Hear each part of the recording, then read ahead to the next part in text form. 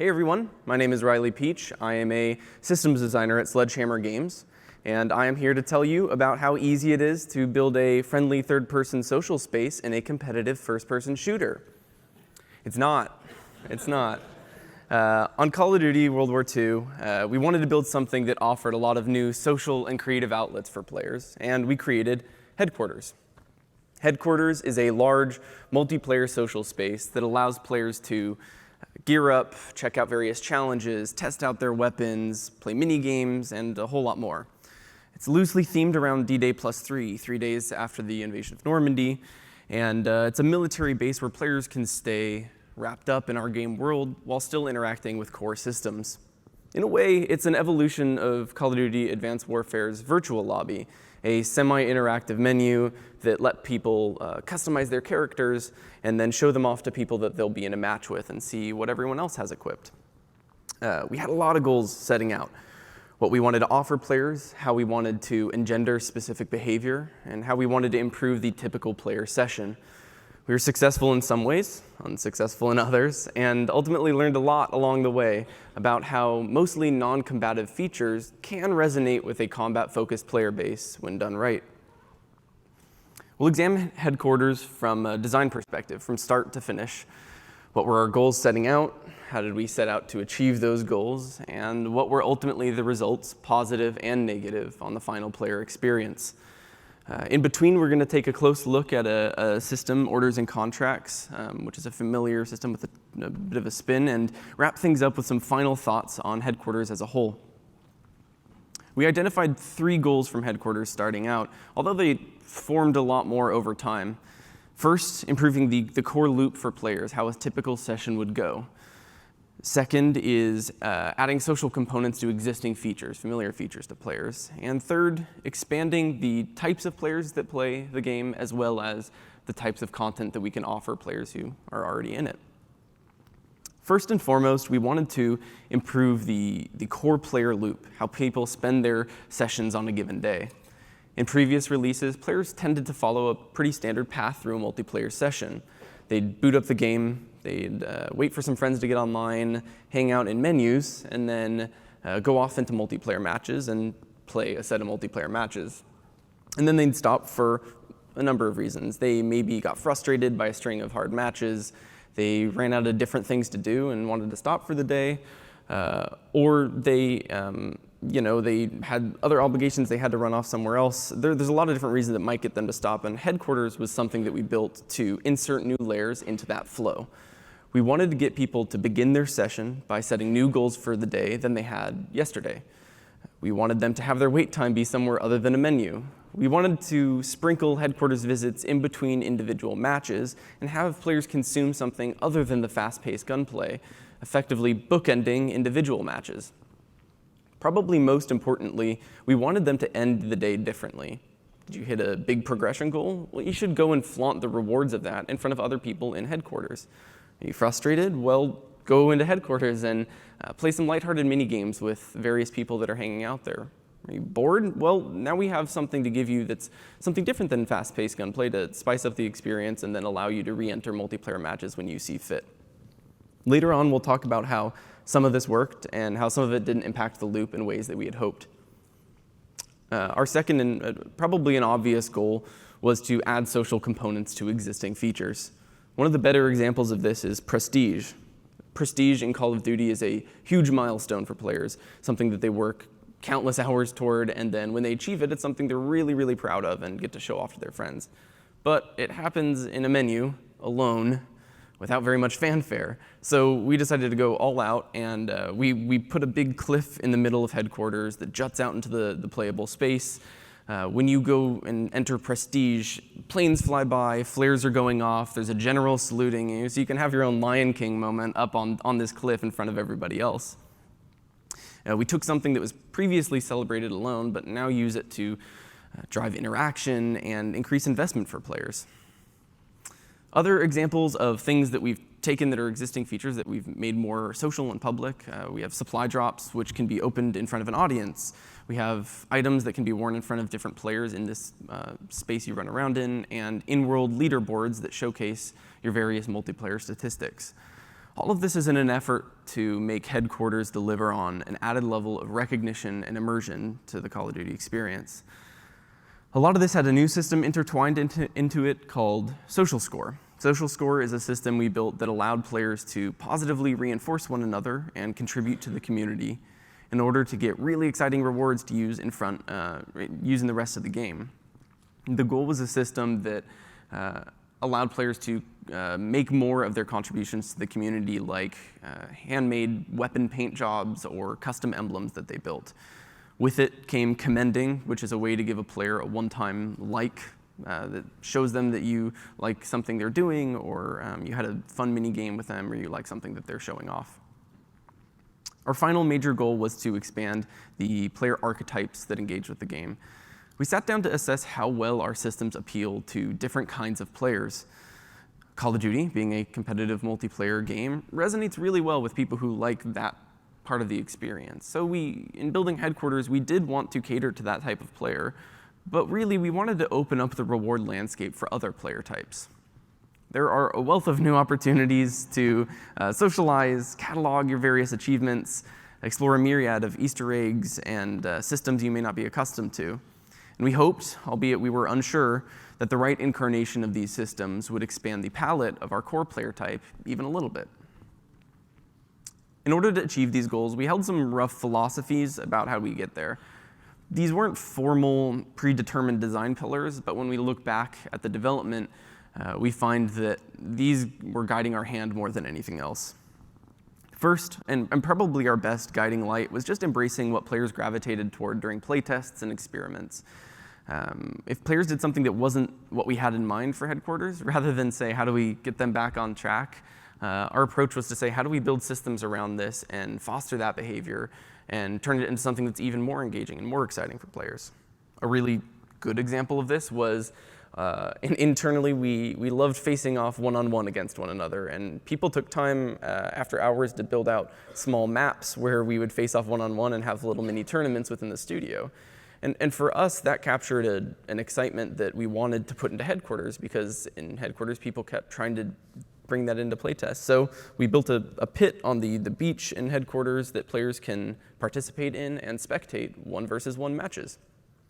This probably, this came out of what I think was one of the most impactful parts of our development, a game jam. When you're working on a feature that thrives on spontaneous, organic fun, game jams have a unique ability to find immense potential within your systems that you weren't sure was there. We structured the game jam to be focused on headquarters and invited the team to contribute whatever they thought would be fun within the headquarters space. 1-versus-1 was one of many features that shipped after originating in the game jam. Another philosophy for us, making this a low-friction experience all around, was key. Part of this was an effort to make headquarters a single button press away and be loaded in the background as often as possible. Some technical challenges prevented us from being able to fully commit to this particular point of low friction, but the philosophy helped guide more than one system. We didn't want players getting frustrated by long loads or cumbersome tasks. In fact, we didn't even want to make it required. Instead, we wanted players to have an internal decision-making process of, I could play without headquarters, but I get more by doing it, and I'm excited to go back when I have items or challenges to pick up there. We tailored systems to be opt-in for players to choose to do them in headquarters versus doing them within menus. Additionally, we wanted to provide new ways for players to unveil and celebrate things that they unlock with people around them, and used public supply drops to do this.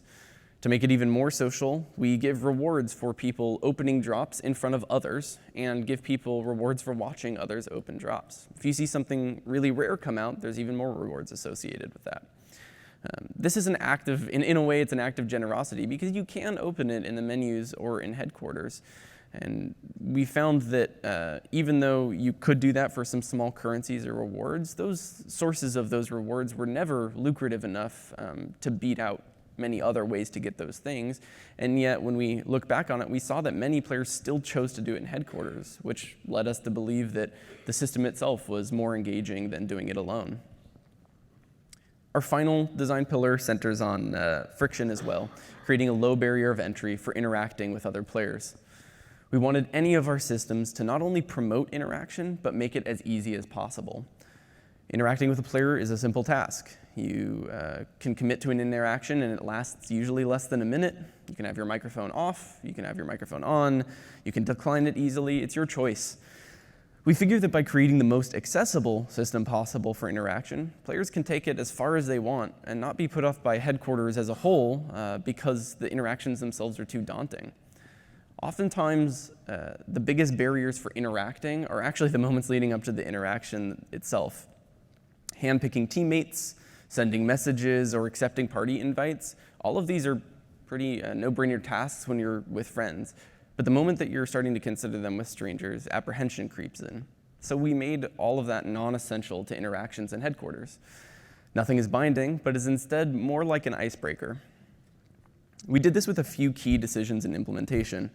The menu you bring up to interact with the player is both semi-transparent and not full screen, so it never feels like you're leaving the world to do it. All of the interactions themselves can be abandoned at any point and can often be done while queued for a match, so you never feel like you're really committed to the activity or can't back out. There's no punishment for engaging with these things, and the benefits are generally not enticing enough to make it feel high stakes. You can see that things in this menu are only a button press away. We have, you can commend a player with a button. You can challenge them to a shootout. You can check out the gear they have, hopefully with the lowest barrier possible to doing these things. During development, we ran into a pretty crucial issue that we had trouble addressing for a while. How do we meaningfully disrupt how people view a session of Call of Duty? Our goal wasn't to replace the core multiplayer experience. Instead, we wanted to supplement it and create a variety that turned into a loop of entering headquarters, grabbing various things, going into core multiplayer matches, going back into headquarters, and so on. In short, we wanted players to develop a routine in interacting with headquarters with some unpredictable surprises mixed throughout their session.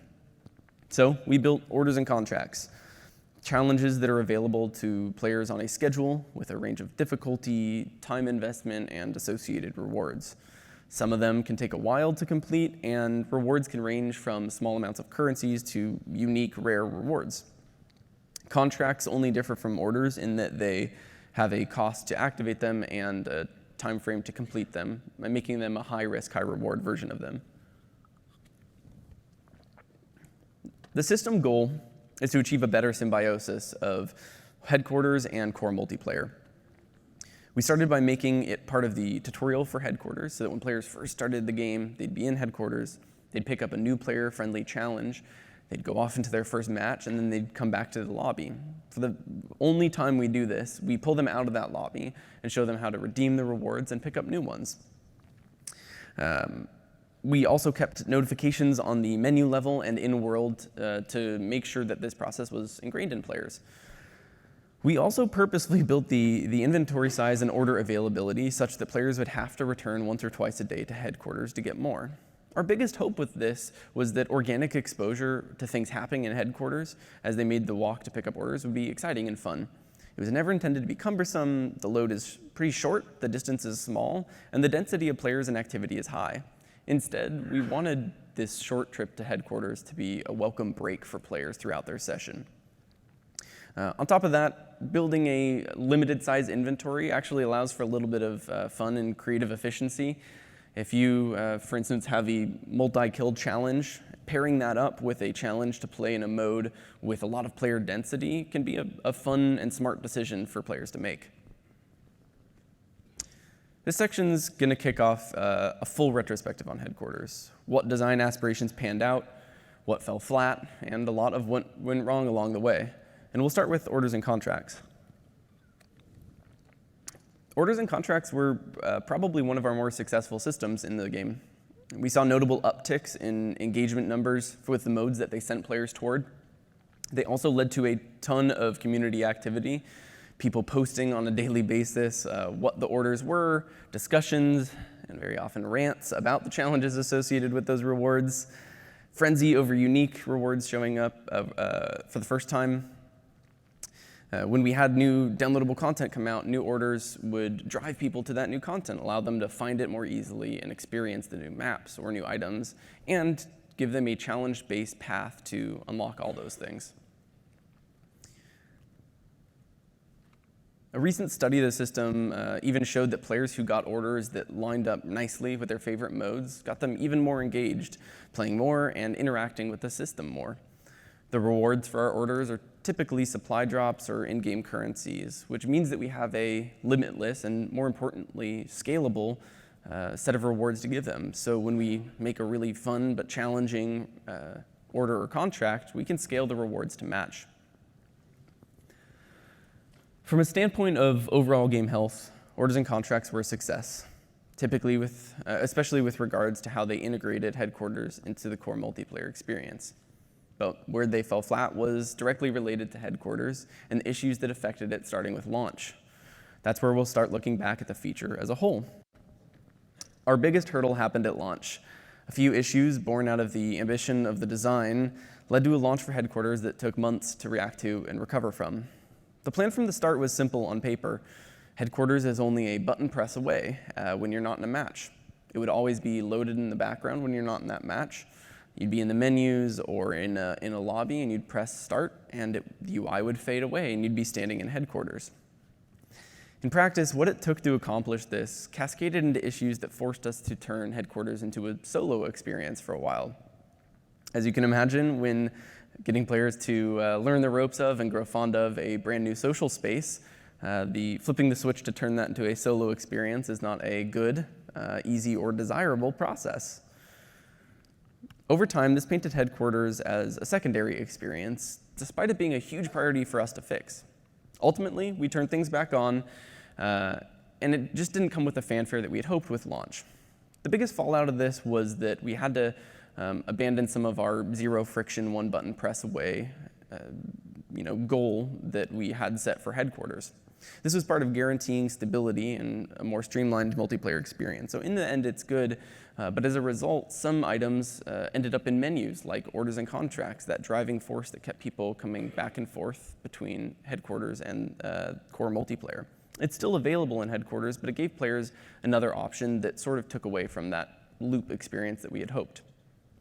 It all sounds like doom and gloom, but once headquarters was back up and running, sentiment climbed and we got to see the results of our design intent across the board.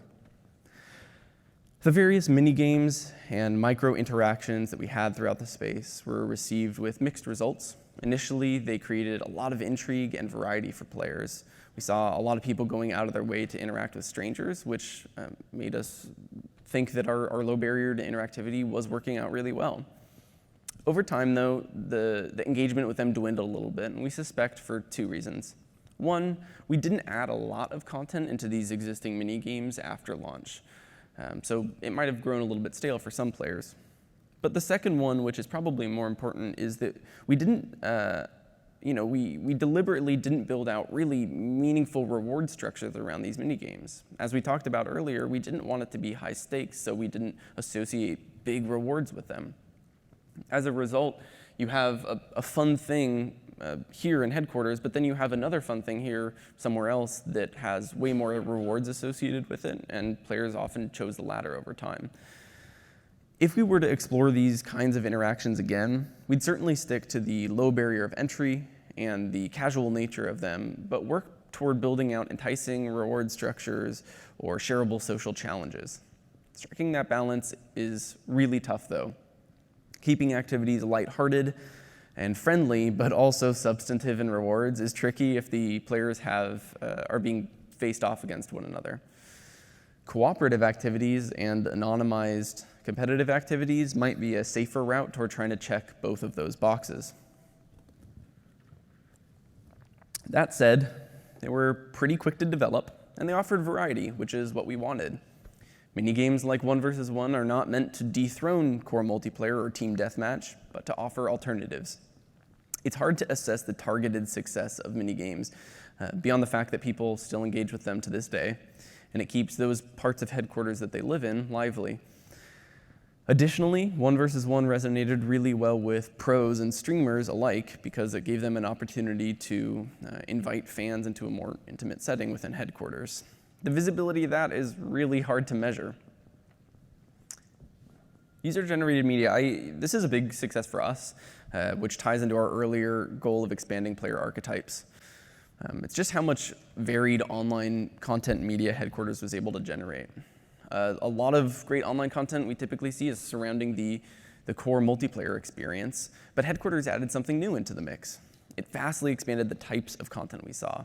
Lots of tutorial videos showing off how to find our many hidden Easter eggs, videos showcasing and explaining the feature, screenshots of friendly messages between players, which very hard to come by sometimes, and suggestions of more non-combat features.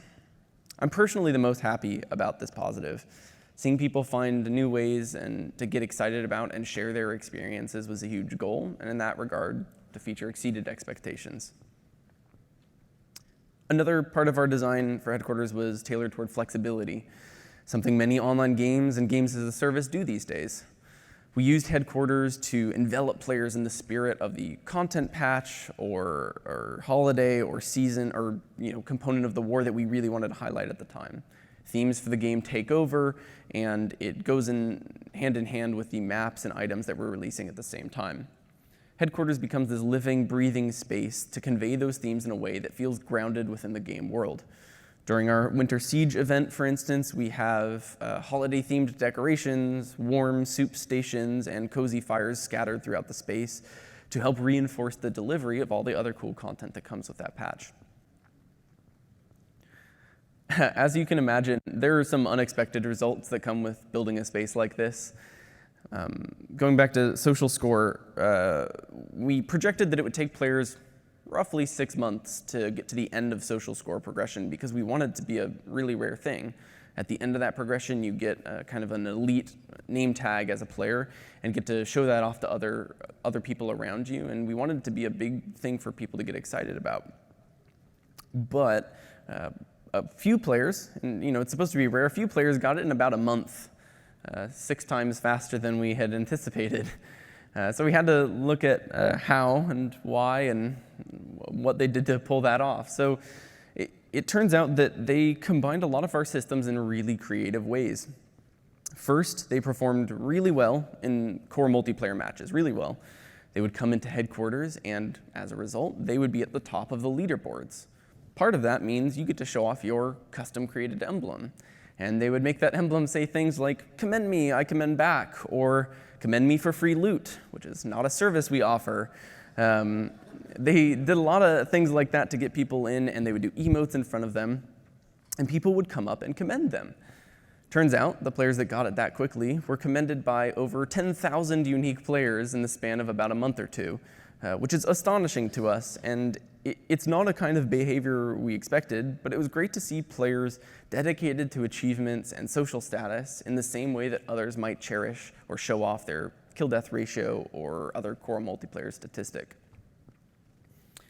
We also had players create and name Commend Day, the day in the week that we put up an order to go around and commend people. And you see a bunch of people hanging out in Headquarters, running around, commending one another, and having online discussion about it, which we were happy to see. I can't speak toward future plans, but as a member of the design team behind this feature, we are really proud to see it come to life in the way that it did. Building Headquarters led to a vast spectrum of feedback and impressions. On one hand, beyond the shaky start, we heard a lot of things like, "You should have spent more time building feature X, Y, or Z in core multiplayer." But on the other, we heard a lot of people saying, "I love that there are things for me to do in multiplayer outside of the fast gunplay." And the passively positive implications of people taking videos of memorable moments with strangers or positive community interactions. HQ was a daunting ambition for Call of Duty World War II. And as a game designer, I think it's a healthy aspiration to create content that appeals to the widest variety of interests. Our pillars, embracing unexpected fun, low friction access, and a low barrier to interactivity, are all the same principles that I would use to build a feature like this again. But I believe there's plenty of room to reflect on what could be focused and refined for a more targeted experience that still delivers a rich social atmosphere. In part, that would be expanding on the social components of familiar features like prestige, ranking up, showing off gear. I think we could have intertwined systems like social score and commendations more fluidly into core multiplayer so people saw the relationship between the spaces better. There are also a number of questions and lessons surrounding what kind of player density is required to achieve a space that has organic, fun moments occur. Player count alone does not beget activity or density, but it's a factor that you balance alongside your level design and your matchmaking systems, because both of those need to keep people active and interacting with one another. For instance, we built our levels such that all the essential features were clustered in one area, so you could get to them quickly in between matches. Turns out the other parts of the space are less lively as a result because the essential features are in the other parts of headquarters. Lastly, it's okay for some features to be in menus. Just because you have a cool space to ground things in doesn't mean that that's necessarily the right call for any feature. Things can be accessible in both, and it still allows for a space like this to shine. There were a lot of lessons learned in building headquarters. It's hard, if not impossible, to have binary answers to questions like, do social spaces always make games better, given that you don't often have a strong comparison point, and they're never intended to dethrone things like core multiplayer, but to supplement and support those features. Headquarters made Call of Duty World War II different and helped cast the experience in a new light for players old and new. Thank you so much for your time. I'd like to thank the rest of the team on Headquarters who put a lot of hard work and passion toward building this feature and helped create the insight and lessons shared today. I'd also like to thank Dan Kendall at Sledgehammer who helped create this presentation. If you have any questions, I think we might be able to hang out here for a bit since we're rolling into lunch here. Thank you.